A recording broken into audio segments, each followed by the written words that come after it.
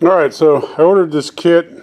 Comes with this this gear thing here, the steering gear, a couple bushings.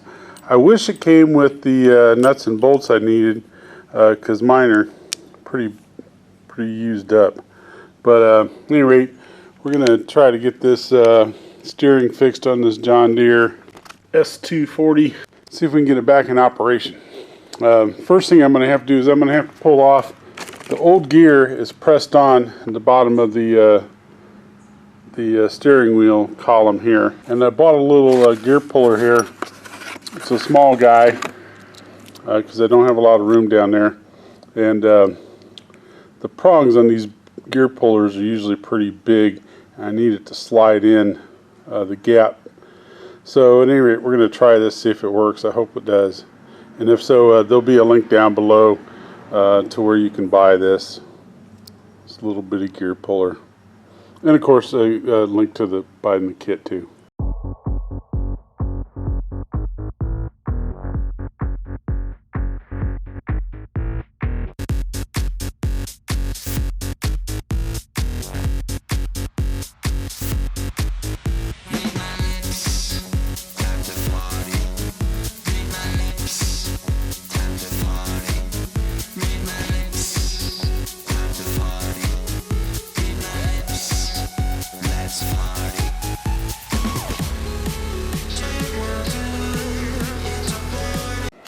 Alright, I really didn't think that was going to work because the depth between these screws here and the end of the puller was not enough to grab on to the lip of the gear here.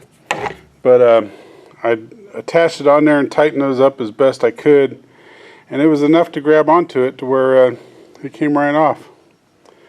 So I got lucky. If that didn't work, what I was going to do was take a cutoff wheel on my grinder and make a couple notches in the middle of this gear, and then that way these would fit in there. I'd have enough depth right here for it to fit into the notches and then pull it off. So either way, I think this is worth buying. If you get lucky, you can just grab onto it, pinch it, and by tightening up these Allen bolts here, and be able to pull it off. And if not, you've got something small enough to where, like I said, you could grind a couple notches in that gear, grab hold of it, and then pull it off. Alright, there you can see the old gear versus the new gear. This old one's pretty chewed up, and this one's got nice clean edges on it. So hopefully this will fix the problem.